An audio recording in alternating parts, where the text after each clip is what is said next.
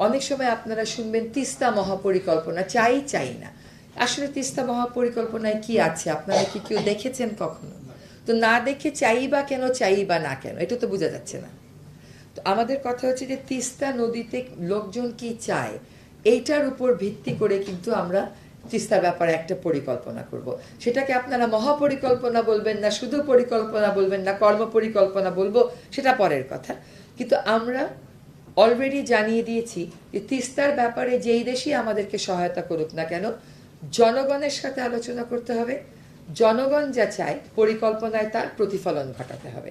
জনগণের সাথে আলোচনাটা পানি সম্পদ মন্ত্রণালয় করবে এবং সে সময় যেই প্রতিষ্ঠানই এই পরিকল্পনা করবে না কেন তার উপস্থিত থাকতে হবে এবং সে যে পরিকল্পনা করে দেবে সেখানে জনমত প্রতিফলিত হতে হবে।